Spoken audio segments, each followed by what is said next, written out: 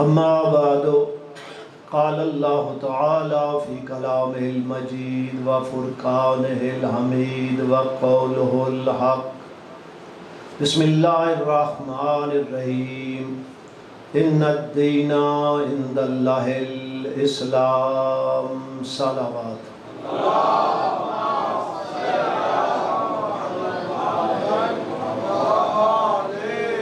نعرہ تکبیر، نعرہ رسالت، نعرہ حیدری، حسینیت، حسینیت، یزیدیت، یزیدیت، بر محمد و آل محمد صلوات۔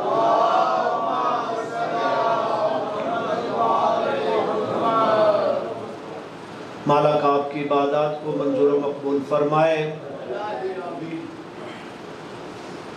اللہ نے انسان کو پیدا کیا، پیدا کرنے کے بعد چھوڑ نہیں دیا، اس کی ہدایت کا بھی انتظام کیا۔ الحمدللہ آپ مجالس سنتے ہیں، آگاہ ہیں۔ آج میڈیا میں آپ کچھ چیزیں ایسی ہیں جو پہلے نہیں معلوم ہوتی تھی، اب ہو رہی ہیں۔ دنیا میں ہو سکتا ہے کہیں کوئی سکول ہو، پڑھنے والے تو موجود ہوں، پڑھانے والا موجود نہ ہو۔ اللہ وہ حکیم ہے، اس نے ہدایت لینے والوں کو بعد میں پیدا کیا ہے، ہادی کو پہلے پیدا کیا۔ ہادی کو پہلے پیدا کیا، یہ نہیں ہو سکتا۔ اور ہماری زندگی بہتر انداز میں انسانیت زندگی گزارے، اس کے لیے ایک قانون وضع کیا جس کا نام ہے دین اسلام۔ اس دین اسلام میں اصول بھی ہیں، فروع بھی ہیں، زندگی گزارنے کے تمام طریقے۔ ہم نہ پڑھیں یہ علیحدہ بات ہے۔ دین اسلام وہ کامل و اکمل دین ہے۔ ہاں، پہلی شریعتیں تدریج کے ساتھ تھیں، انسانیت تدریجاً آگے بڑھ رہی تھی۔ کچھ چیزیں حضرت نوح علیہ السلام کی شریعت میں نہیں تھیں، بعد میں آئیں، مگر اللہ نے ہم پہ کرم کیا۔ جو اللہ نے ہمیں نبی عطا فرمایا وہ خاتم النبی ہے، جو شریعت عطا فرمائی وہ بھی قیامت تک رہنے والی ہے، اور اسی حوالے سے جو کتاب عطا فرمائی وہ بھی قیامت تک رہنے والی ہے۔ لہذا وہ دین جس کو اللہ نے انسانیت کی تربیت کے لیے، زندگی گزارنے کے لیے بنایا تھا، تکمیل کی سند غدیر میں دی تھی۔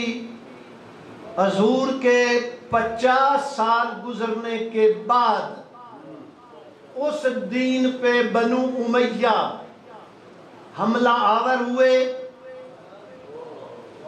وہ مٹانا چاہتے تھے۔ ادھر اس وقت نواسہ رسول حسین علیہ السلام، انہوں نے جب دیکھا کہ یہ میرے نانا کا پہنچایا ہوا دین، اللہ کا بنایا ہوا قانون یہ مٹانا چاہتے ہیں، تو حسین نے اپنے کردار سے بتایا کہ یزید یاد رکھ، میرے نانے کا حرام کیا ہوا قیامت تک حرام رہے گا، میرے نانے کا حلال کیا ہوا قیامت تک حلال رہے گا۔ اور حسین علیہ السلام نے مکہ چھوڑا، مدینہ چھوڑا، صحرا میں آ کر شہر آباد کیا اور دین کو اس طرح بچایا کہ اب کوئی وہ شرابی تھا، شراب پیتا تھا اور علانیہ پیتا تھا، آج واقعہ کربلا کے بعد، محنت حسین کے بعد کوئی پیتا ہے تو چھپ کر پیتا ہے، جو برسر اقتدار ہو وہ کہہ کر نہیں پیتا کہ میں شراب پیتا ہوں۔ حسین علیہ السلام نے قربانی دی اور اس قربانی کا نتیجہ جو اللہ نے بدلے میں شہادت میں حسین علیہ السلام کو چیزیں عطا فرمائیں، وہ آج کی مجلس میں میں نے آپ تک پہنچانی ہے۔ صلوات۔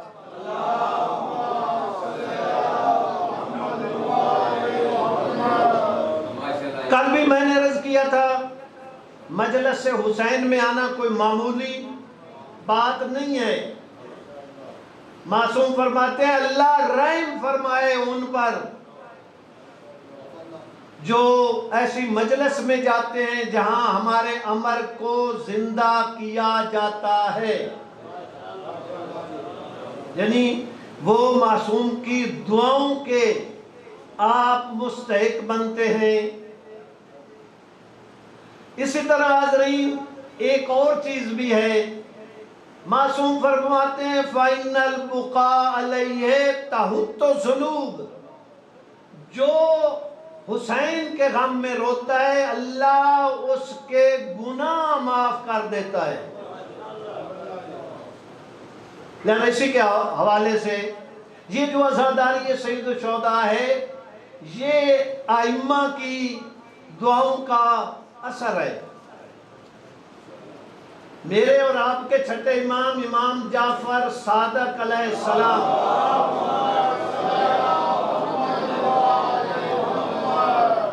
میں عرض کر رہا ہوں کہ کس طرح یہ سلسلہ عزاداری پوری دنیا میں پھیلا ہوا ہے۔ سفر میں ہیں، ساتھی ساتھ ہیں، ایک آبادی آتی ہے، مولا پوچھتے ہیں یہاں کون آباد ہیں؟ بتایا گیا جی یہ آپ کے دشمن ہیں لوگ جو یہاں رہتے ہیں۔ مولا نے کہا سواری کو روکا جائے، قافلہ رکا، معصوم نے 2 رکعت نماز ادا کی، 2 رکعت نماز ادا کر کے اللہ کی بارگاہ میں ہاتھ اٹھائے اور دعا کی بار الہ ان کو ہمیشہ یہی پہ اکٹھا رکھنا، یہی پہ اکٹھا رکھنا۔ سفر شروع ہوا، آگے بڑھے، ایک اور بستی آئی، پوچھا یہاں کون رہتے ہیں؟ فرمایا آپ کے ماننے والے یہاں پہ آباد ہیں۔ قافلے کو روکا گیا، معصوم نے نماز ادا کی 2 رکعت۔ اب ہاتھ جب دعا کے لیے بلند کیے تو دعا کرتے ہیں بار الہ ان کو دنیا میں بکھیر دے۔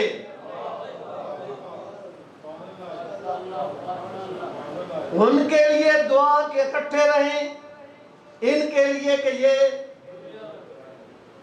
اب سائل نے سوال کیا فرزند رسول دوسروں کے لیے اکٹھے ہونے کی دعا، ان کے لیے علیحدہ علیحدہ ہو جانے کی دعا۔ معصوم نے فرمایا تو دعا تک نہیں پہنچا، وہ ہمارے دشمن ہیں، وہ کہیں جائیں گے تو وہاں پہ ہماری دشمنی کی نجاست کو پھیلائیں گے۔ میں نے ان کے اکٹھے ہونے کی دعا کی ہے، یہ ماننے والے ہیں، جہاں جہاں جائیں گے ہماری محبت کے چراغ جلائیں گے۔ یہ ہے عزاداری جو آج پتہ نہیں کہاں کہاں سے بانیان آتے ہیں، مگر یہ سلسلہ چل رہا ہے۔ بس میں آپ کو بتاؤں کہ حسین علیہ السلام کو جو اللہ نے شہادت کے عوض چیزیں عطا فرمائی ہیں، صلوات،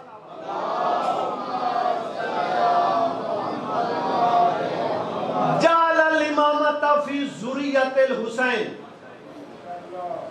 اللہ نے قیامت تک امامت کا سلسلہ حسین کی نسل میں رکھا ہے۔ امام حسن بھائی ہیں، مگر سلسلہ امامت کا اللہ نے حسین علیہ السلام کی نسل میں رکھا ہے۔ میں نے پڑھ دیا ہے، آپ نے سن لیا ہے، یہ وہی امامت ہے جس کے لیے قرآن کہتا ہے وَإِذِ ابْتَلَىٰ إِبْرَاهِيمَ رَبُّهُ بِكَلِمَاتٍ، جب اللہ نے ابراہیم کا امتحان لیا اور وہ اس میں 100% کامیاب ہو گئے، تو اللہ نے ارشاد فرمایا میں نے تجھے لوگوں کے لیے امام بناتا ہوں۔ تو اس وقت انہوں نے دعا کی بارلا یہ امامت میری نسل میں بھی رکھنا، تو ارشاد ہوا تیری نسل میں امامت ہوگی، مگر یہ عہدہ اتنا عظیم ہے کسی ظالم کو نہیں ملے گا۔ امتحان نہیں اب سارے تفصیل سے بیان کر سکتا، وہ بھی وقت آیا کہ بیٹے کو اور ان کی والدہ کو جنگل میں جہاں پانی نہیں ہے، کھانے پینے کی چیزیں نہیں ہے، اللہ کے حکم سے ان کو وہاں پہ چھوڑا۔ اسی طرح وہ وقت بھی آیا کہ جب وہ بت تھے ان کو توڑا، اکیلے تھے، بت بھی زیادہ تھے، بتوں کو ماننے والے بھی زیادہ تھے، مگر ابراہیم وہ تھے جو امتحان دے رہے تھے، انہوں نے امتحان دیا اور بت شکن بنے، امتحان میں کامیاب ہوئے۔ اور وہ وقت بھی آیا کہ جب بیٹے کی گردن پہ چھری رکھی، اتنے امتحان ہوئے۔ آپ اس طرح متوجہ رہیں، امامت سے پہلے حضرت ابراہیم نبی بھی تھے، رسول بھی تھے، خلیل بھی تھے، یعنی رسالت و نبوت خلت کے بعد امتحان دیا، اس میں کامیاب ہوئے تو تب امامت ملی۔ میں سلام کرتا ہوں حسین کی عظمت پر، جنہوں نے امتحان دیا ان کو امامت ملی۔ حسین اس کو کہتے ہیں جو خود بھی امام ہے اور اس کی نسل سے 9 امام ہے۔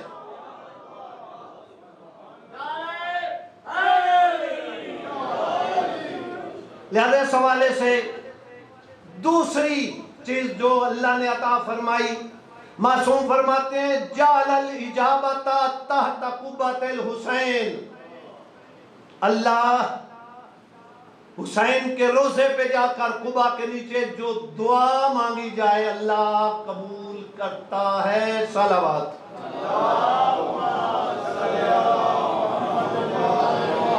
معصوم سے پوچھا گیا کہ مولا امام حسین علیہ السلام کی زیارت کا ثواب، تو معصوم نے فرمایا جو میرے جد کی زیارت کرتا ہے کمن زار رسول اللہ، وہ ایسے ہی ہے جیسے اس نے اللہ کے رسول کی زیارت کی ہو۔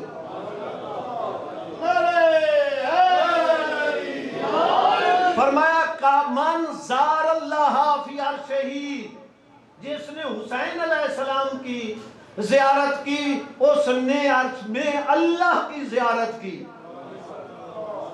یہ ہے زیارت کے حوالے سے میں دعا گو ہوں کہ اللہ ہم سب کو اس قبا کے نیچے جا کر دعا کرنے کی توفیق عطا فرمائے، ہم سب کو زیارت نصیب فرمائے۔ میں تھوڑی سی یہاں پہ وضاحت کر دینا چاہتا ہوں، زیارتوں کا بہت بڑا ثواب ہے، مگر جو عظمت ہے زیارت حسین میں، معصوم فرماتے ہیں شیعو نمک کے ساتھ روٹی کھا لینا مگر میرے جد کی زیارت کو نہ چھوڑنا. حتیٰ کہ باقی زیارتیں مثلا امام علی رضا علیہ السلام کاظمین کی زیارت، سامرا کی زیارت، خطرہ ہو تو چھوڑ دو.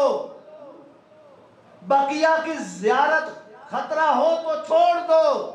معصوم فرماتے ہیں خطرے میں بھی ہوتے ہوئے میرے جد کی زیارت کو نہ چھوڑنا. اور کتنی بڑی عظمت ہے ظاہر حسینی کی. معاشر کا میدان ہوگا،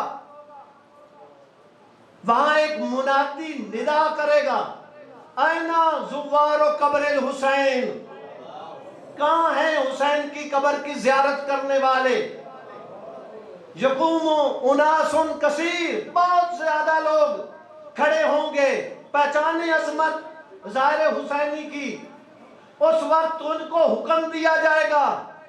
صرف یہ نہیں ہے کہ وہ خود جنت میں جائیں، اللہ ظاہر حسین کو حکم دے گا میدان معاشر میں نظر کرو، جس جس کی چاہتے ہو تم شفاعت کرو، اللہ ان کی شفاعت پوری کرے گا. 50 آدمیوں کی بعض روایات میں ہے کہ ظاہر حسینی جب شفاعت کرے گا تو اللہ ان کی شفاعت کو قبول فرمائے گا. صلوات.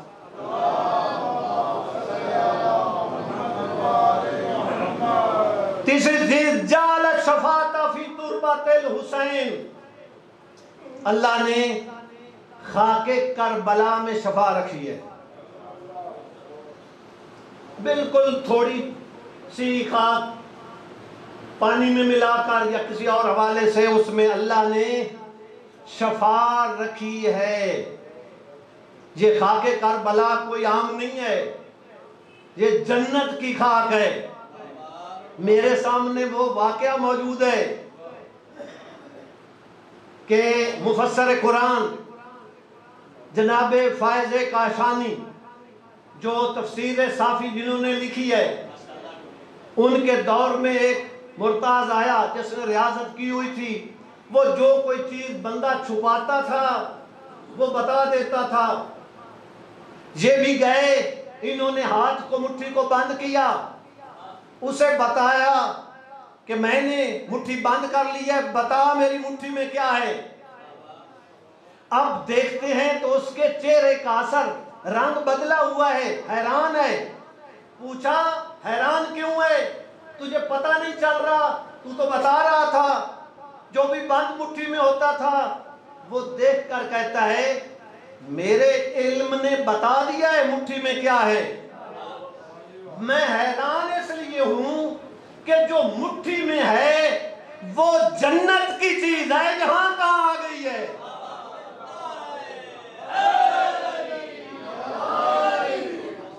لہذا مٹھی کھولی تو وہ خاک شفا تھی.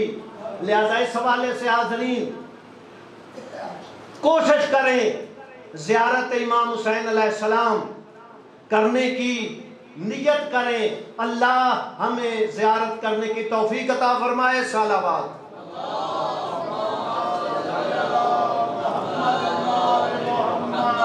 اسی حوالے سے خاک کربلا کے حوالے سے حضرت امام حسن عسکری علیہ السلام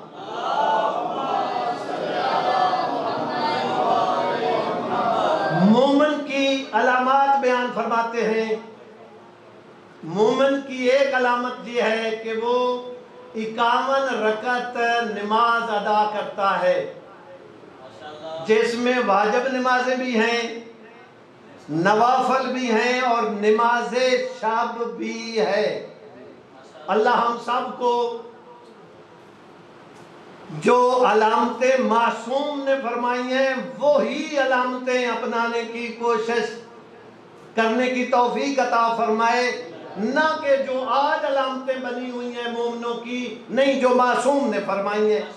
میں آپ کی خدمت میں عرض کروں، خدا گواہ ہے، نماز شب جو بندہ پڑھتا ہے اس کے بارے میں ملتا ہے کہ کبھی بھی اس کو رزق کی پریشانی نہیں ہوتی.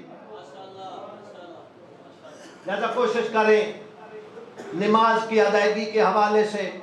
اسی طرح فرمایا امام نے مومن کی علامت یہ ہے کہ وہ بلند آواز میں نماز میں بسم اللہ ادا کرتا ہے, بسم اللہ بلند آواز سے پڑھتا ہے.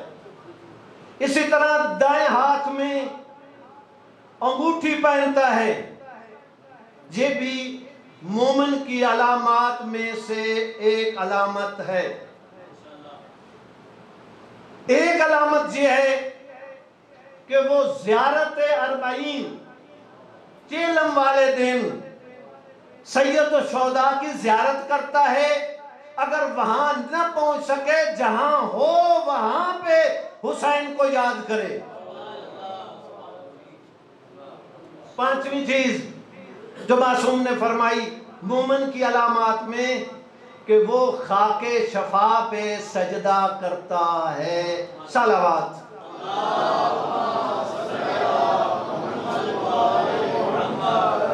حضرین خاک شفا پہ ہم سجدہ کرتے ہیں.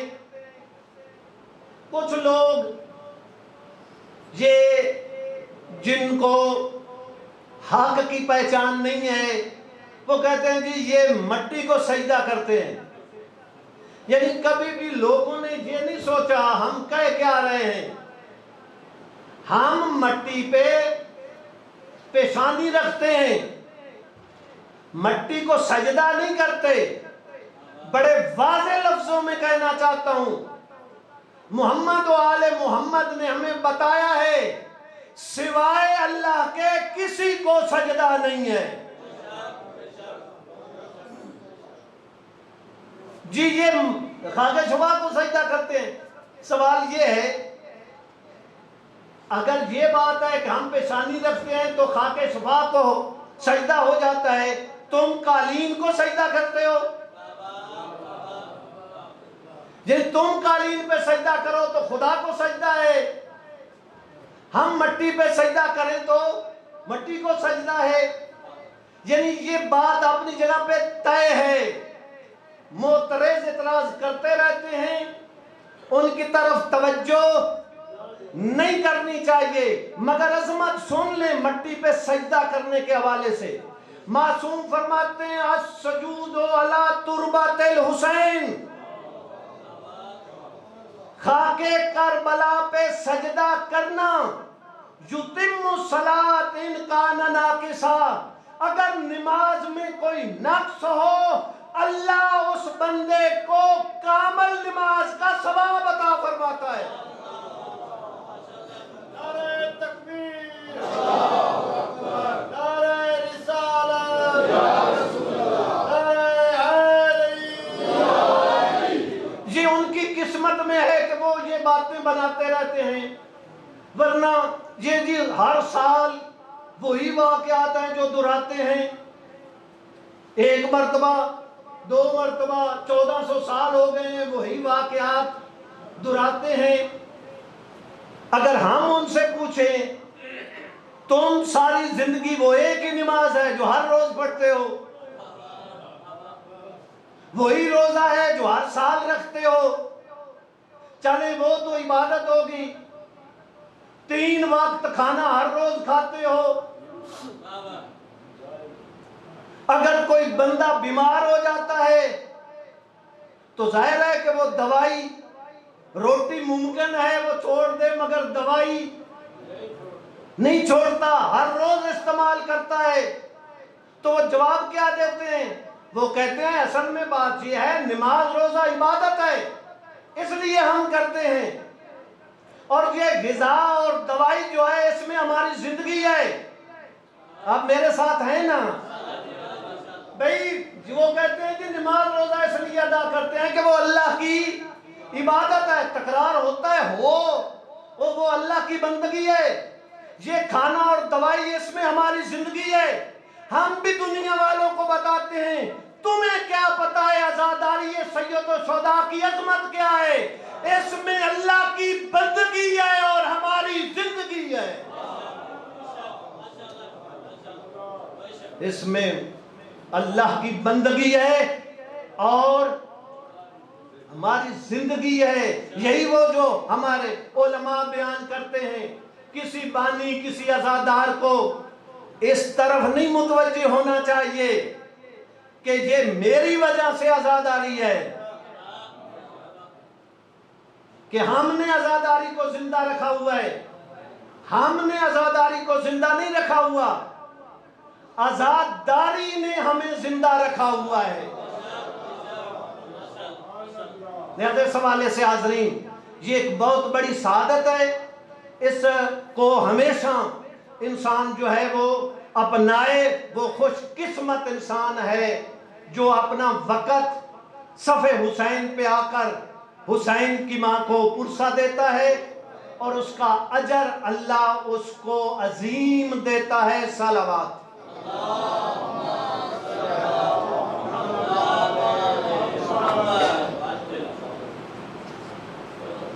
ایک گزارش میں آپ کی خدمت میں عرض کروں، شاید آپ بھی عزاداری کی طرف متوجہ نہ ہوں کہ کتنی عظیم ہے،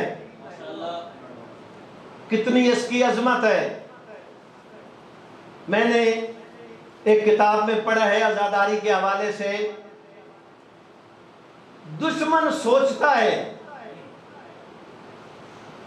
اتنے سال ہو گئے ہیں، جس قوم و ملت کی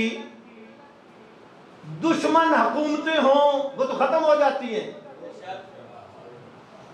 ایسے ہی ہے نا، قوم ملت حکومتیں دشمن ہوں وہ ایک وقت آتا ہے ختم ہو جاتی ہیں. سبب کیا ہے؟ ہر دور میں حکومتیں خلاف رہی ہیں. سبب کیا ہے کہ آج بھی شیعت موجود ہے. میں آپ کو بتاؤں.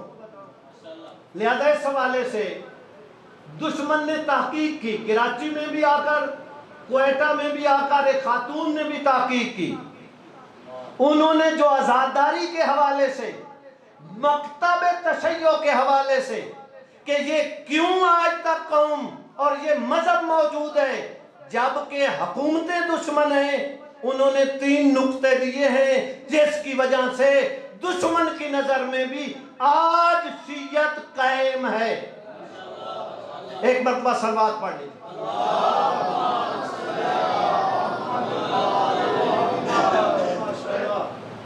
آپ متوجہ ہیں نا، دشمن نے یہ تحقیق کی ہے، ریسرچ کی ہے.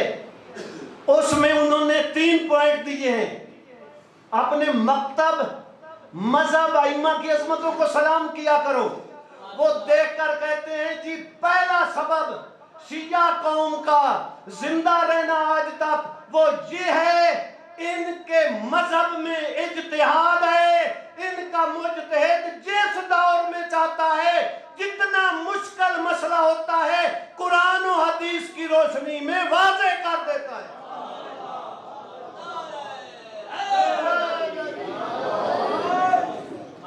یہ اجتہاد ہے. اور اجتہاد کا آپ کو پتا ہے لوگوں نے تو دروازے بند کر دیے ہوئے. ایک ہاؤس ہو اس کو بند کر دیا جائے، اس میں کیڑے مکوڑے ہی نکلتے ہیں. مگر اجتہاد تمہارا مکتب اس طرح ہے جس طرح ایک جاری پانی ہوتا ہے کہ اس کو جہاں سے بھی اٹھائے صاف پانی ہوتا ہے. لہذا دوسری چیز جو انہوں نے بتائی کہ کیوں قوم زندہ ہے، یہ مذہب والے زندہ ہیں، وہ یہ ہے انہوں نے جب بھی مانا ہے نا اپنا رہنما امام اس کو معصوم مانا ہے. یعنی انہوں نے امام جب بھی مانا ہے، اپنا رہنما مانا ہے تو اس کو معصوم مانا ہے. یہی وجہ ہے حاضرین آج بھی دنیا پریشان ہے. اسی حوالے سے دشمن آج بھی بیان دیتا ہے ہم امام زمانے کا مقابلہ کریں گے. ہم انہیں کہتے ہیں نہیں تم نہیں کر سکتے. یہ جو پچھلے دنوں میں وبا آئی کرونا کی، اللہ کی طرف سے جو وبا آئی تم اس کا مقابلہ نہیں کر سکتے، تم حجت خدا کا مقابلہ کیسے کرو گے؟ لہذا وہ کہتے ہیں جی انہوں نے جب بھی مانا ہے معصوم امام مانا ہے۔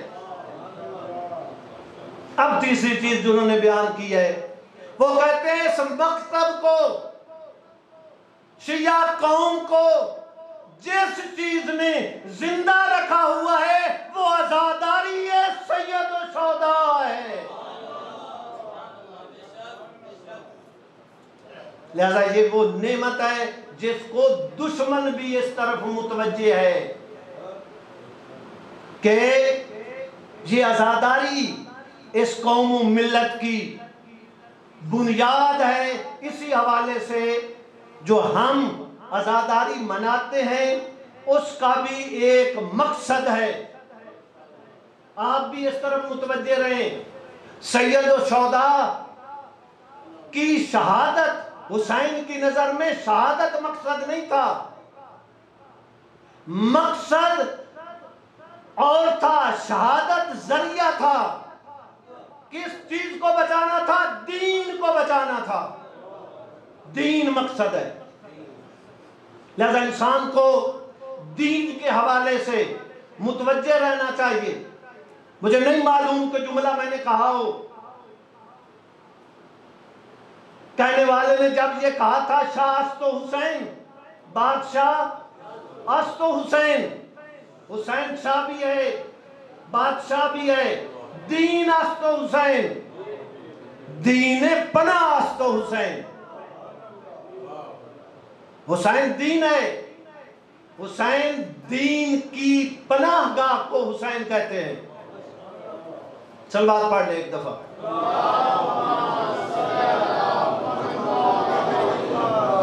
بار دیگر صلوات۔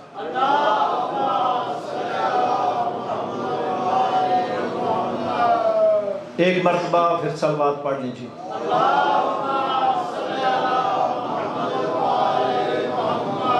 لہذا اس حوالے سے حسین کی نظر میں وہ دین جس کو حسین نے علیہ السلام نے قربانیاں دے کر بچایا،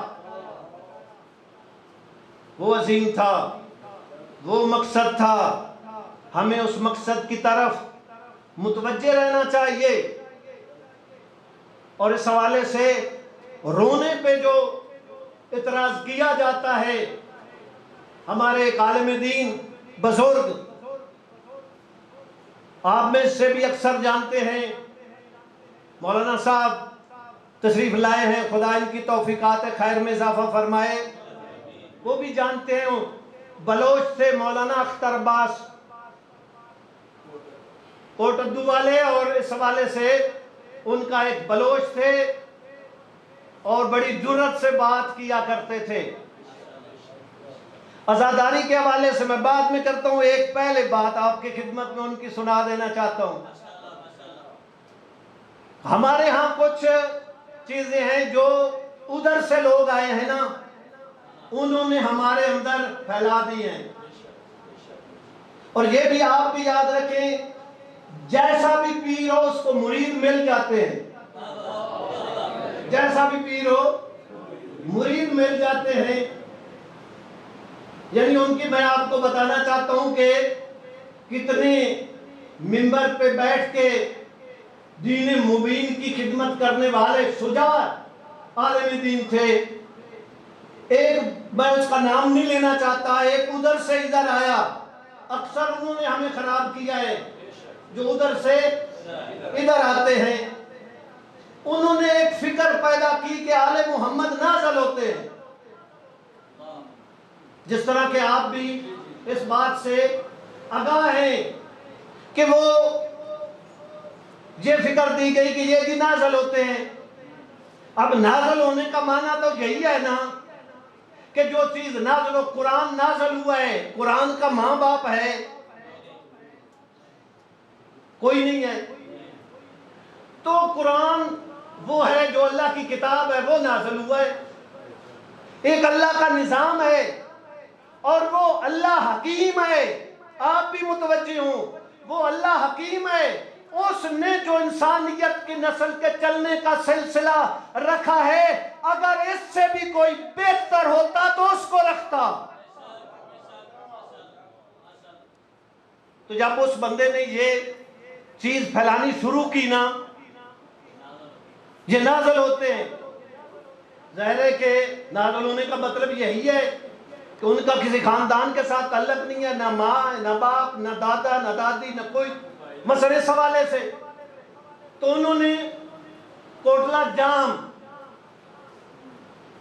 مدرسہ اس جلسے میں انہوں نے کہا تھا، میں سوچتا تھا علی علیہ السلام جب بھی میدان میں جاتے ہیں جا کر کہتے ہیں میں ابو طالب کا بیٹا ہوں۔ اللہ کرے میری بات پہنچ جائے۔ فرماتے تھے میدان میں جاتے تھے تو مد مقابل کو بتاتے تھے میں ابو طالب کا بیٹا ہوں، سوائے خیبر کے میدان میں کہ میری ماں نے میرا نام حیدر رکھا تھا۔ جب یہ اس نے فکر پیدا کی نا قوم کے اندر، ان کا نام لے کر علامہ نے کہا تھا خالق ان کے درجات بلند فرمائے، دیکھ کر کہا تھا میں سمجھتا تھا مولا کیوں جا کر ہر میدان میں کہتے ہیں میں ابو طالب کا بیٹا ہوں، میں ابو طالب کا بیٹا ہوں۔ آج مجھے پتا چلا ہے کہ معصوم بتا کر گئے ہیں کہ اس جیسے لوگ آئیں گے جو مجھے بغیر باپ کے بنائیں گے، میں بتا کر جا رہا ہوں میں ابو طالب کا بیٹا ہوں۔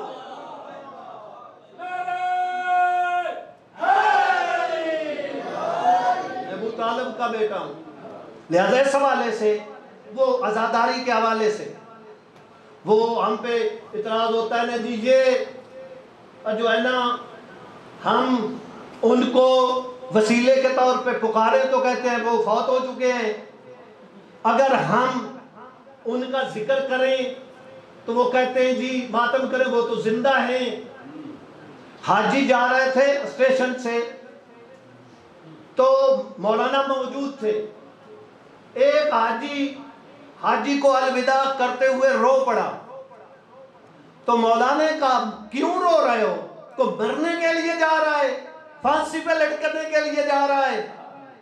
توجہ فرمائیں، انہوں نے دیکھ کر کہا بھائی جان میں رو رہا ہوں نا، میرا تعلق ہے اس کے ساتھ، آپ نہیں رو رہے، آپ کا تعلق نہیں ہے۔ انہوں نے کہا حسین کو بھی وہی روئے گا جس کا حسین کے ساتھ تعلق ہوگا۔ لہذا اس حوالے سے حاضرین یہ ایک بہت بڑی سعادت ہے عزاداری۔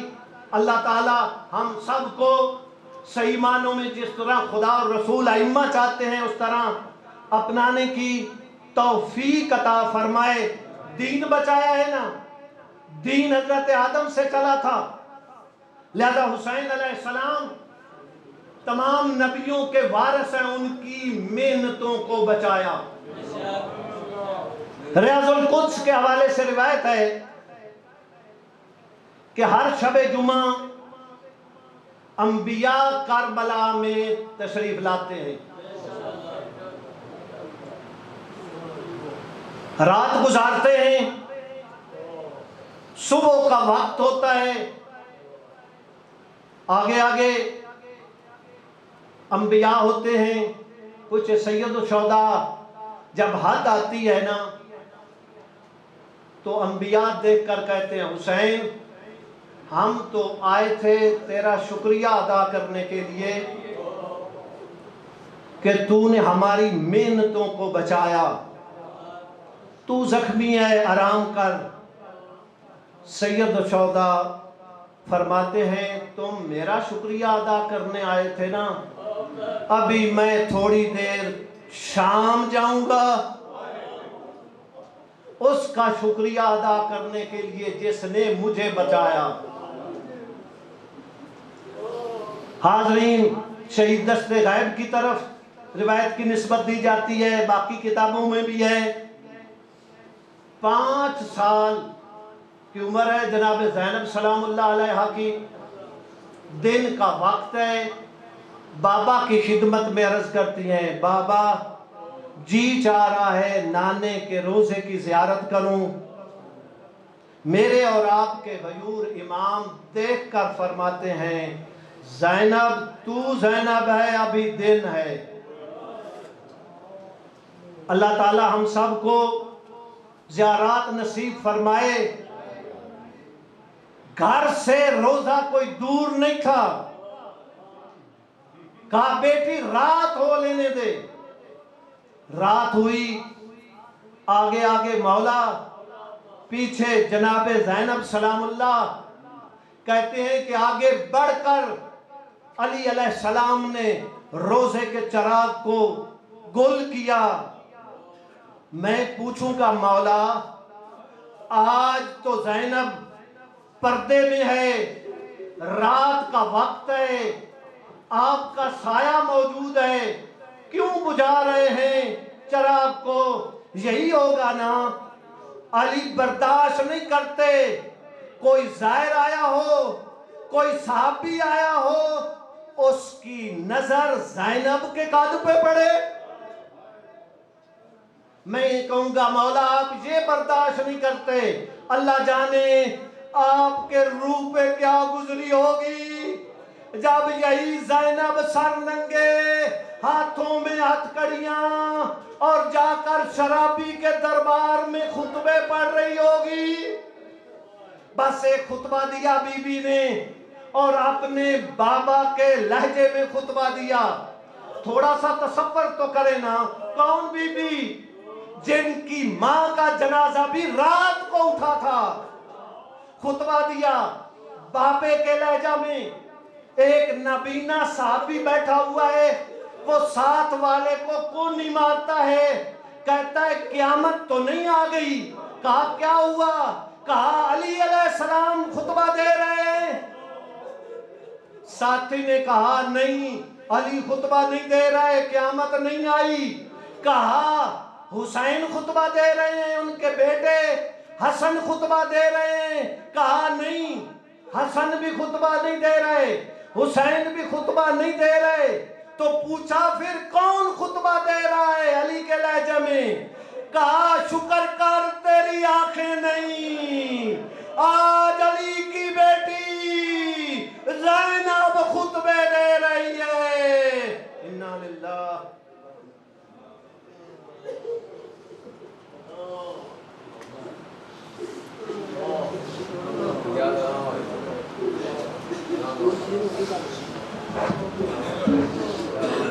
کیا کرتے تھے عزاداری کے حوالے سے میں بعد میں کرتا ہوں، ایک پہلے بات آپ کی خدمت میں ان کی سنا دینا چاہتا ہوں۔ ہمارے ہاں کچھ چیزیں ہیں جو ادھر سے لوگ آئے ہیں نا، انہوں نے ہمارے اندر پھیلا دی ہیں۔ اور یہ بھی آپ بھی یاد رکھیں جیسا بھی پیر ہو اس کو مرید مل جاتے ہیں، جیسا بھی پیر ہو مرید مل جاتے ہیں۔ یعنی ان کی میں آپ کو بتانا چاہتا ہوں کہ کتنے منبر پہ بیٹھ کے دین مبین کی خدمت کرنے والے شجاع عالم دین تھے۔ ایک میں اس کا نام نہیں لینا چاہتا، ایک ادھر سے ادھر آیا، اکثر انہوں نے ہمیں خراب کیا ہے جو ادھر سے ادھر آتے ہیں۔ انہوں نے ایک فکر پیدا کی کہ آل محمد نازل ہوتے ہیں، جس طرح کہ آپ بھی اس بات سے آگاہ ہیں کہ وہ یہ فکر دی گئی کہ یہ بھی نازل ہوتے ہیں۔ اب نازل ہونے کا معنی تو یہی ہے نا کہ جو چیز نازل ہو، قرآن نازل ہوا ہے، قرآن کا ماں باپ ہے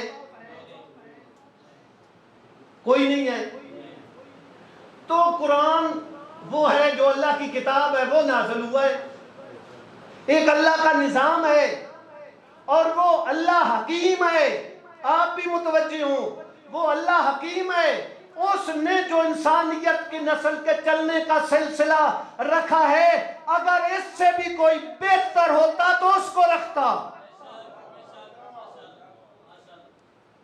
تو جب اس بندے نے یہ چیز پھیلانی شروع کی نا، یہ نازل ہوتے ہیں۔ ظاہر ہے کہ نازل ہونے کا مطلب یہی ہے کہ ان کا کسی خاندان کے ساتھ تعلق نہیں ہے، نہ ماں، نہ باپ، نہ دادا، نہ دادی، نہ کوئی مثلا اس حوالے سے۔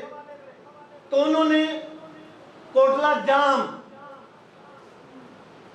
مدرسہ اس جلسے میں انہوں نے کہا تھا، میں سوچتا تھا علی علیہ السلام جب بھی میدان میں جاتے ہیں جا کر کہتے ہیں میں ابو طالب کا بیٹا ہوں۔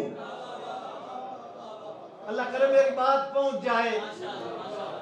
فرماتے تھے میدان میں جاتے تھے تو مد مقابل کو بتاتے تھے میں ابو طالب کا بیٹا ہوں، سوائے خیبر کے میدان میں کہ میری ماں نے میرا نام حیدر رکھا تھا۔ جب یہ اس نے فکر پیدا کی نا قوم کے اندر، ان کا نام لے کر علامہ نے کہا تھا خالق ان کے درجات بلند فرمائے، دیکھ کر کہا تھا میں سمجھتا تھا مولا کیوں جا کر ہر میدان میں کہتے ہیں میں ابو طالب کا بیٹا ہوں، میں ابو طالب کا بیٹا ہوں۔ آج مجھے پتا چلا ہے کہ معصوم بتا کر گئے ہیں کہ اس جیسے لوگ آئیں گے جو مجھے بغیر باپ کے بنائیں گے۔ میں بتا کر جا رہا ہوں میں ابو طالب کا بیٹا ہوں۔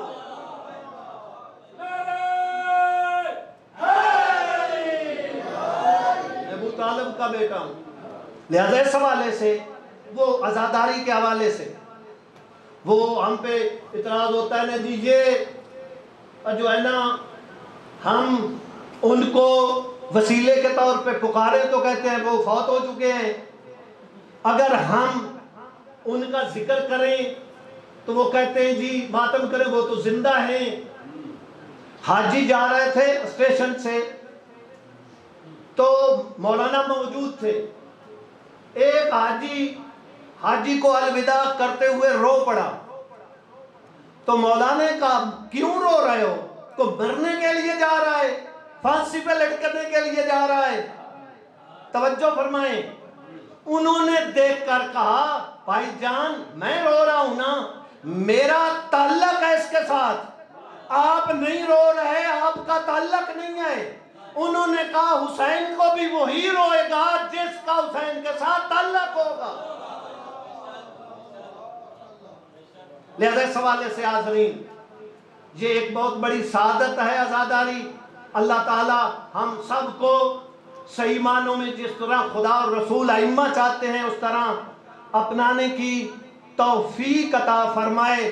دین بچایا ہے نا، دین حضرت آدم سے چلا تھا، لہذا حسین علیہ السلام تمام نبیوں کے وارث ہیں، ان کی محنتوں کو بچایا۔ ریاض القدس کے حوالے سے روایت ہے کہ ہر شب جمعہ انبیاء کربلا میں تشریف لاتے ہیں، رات گزارتے ہیں، صبح کا وقت ہوتا ہے، آگے آگے انبیاء ہوتے ہیں، کچھ سید الشہداء۔ جب حد آتی ہے نا تو انبیاء دیکھ کر کہتے ہیں حسین ہم تو آئے تھے تیرا شکریہ ادا کرنے کے لیے کہ تو نے ہماری محنتوں کو بچایا، تو زخمی ہے آرام کر۔ سید الشہداء فرماتے ہیں تم میرا شکریہ ادا کرنے آئے تھے نا، ابھی میں تھوڑی دیر شام جاؤں گا اس کا شکریہ ادا کرنے کے لیے جس نے مجھے بچایا۔ حاضرین شہید دست غیب کی طرف روایت کی نسبت دی جاتی ہے، باقی کتابوں میں بھی ہے۔ 5 سال کی عمر ہے جناب زینب سلام اللہ علیہا کی، دن کا وقت ہے، بابا کی خدمت میں عرض کرتی ہیں بابا جی چاہ رہا ہے نانے کے روزے کی زیارت کروں۔ میرے اور آپ کے غیور امام دیکھ کر فرماتے ہیں زینب تو زینب ہے ابھی دن ہے، اللہ تعالی ہم سب کو زیارات نصیب فرمائے۔ گھر سے روزہ کوئی دور نہیں تھا، کہا بیٹی رات ہو لینے دے۔ رات ہوئی، آگے آگے مولا، پیچھے جناب زینب سلام اللہ۔ کہتے ہیں کہ آگے بڑھ کر علی علیہ السلام نے روزے کے چراغ کو گل کیا۔ میں پوچھوں گا مولا، آج تو زینب پردے میں ہے، رات کا وقت ہے، آپ کا سایہ موجود ہے، کیوں بجھا رہے ہیں چراغ کو؟ یہی ہوگا نا، علی برداشت نہیں کرتے کوئی زائر آیا ہو، کوئی صحابی آیا ہو، اس کی نظر زینب کے قد پہ پڑے۔ میں یہ کہوں گا مولا آپ یہ برداشت نہیں کرتے، اللہ جانے آپ کے روح پہ کیا گزری ہوگی جب یہی زینب سر ننگے، ہاتھوں میں ہتھکڑیاں، اور جا کر شرابی کے دربار میں خطبے پڑھ رہی ہوگی۔ بس ایک خطبہ دیا بی بی نے، اور اپنے بابا کے لہجے میں خطبہ دیا۔ تھوڑا سا تصور تو کرے نا، کون بی بی جن کی ماں کا جنازہ بھی رات کو اٹھا تھا، خطبہ دیا باپے کے لہجہ میں۔ ایک نبینا صحابی بیٹھا ہوا ہے، وہ ساتھ والے کو کون نہیں مارتا ہے، کہتا ہے قیامت تو نہیں آ گئی؟ کہا کیا ہوا؟ کہا علی علیہ السلام خطبہ دے رہے ہیں۔ ساتھی نے کہا نہیں، علی خطبہ نہیں دے رہے، قیامت نہیں آئی۔ کہا حسین خطبہ دے رہے ہیں، ان کے بیٹے حسن خطبہ دے رہے ہیں۔ کہا نہیں، حسن بھی خطبہ نہیں دے رہے، حسین بھی خطبہ نہیں دے رہے۔ تو پوچھا پھر کون خطبہ دے رہا ہے علی کے لہجے میں؟ کہا شکر کر تیری آنکھیں نہیں، آج علی کی بیٹی زینب خطبے دے رہی ہے۔ انا للہ۔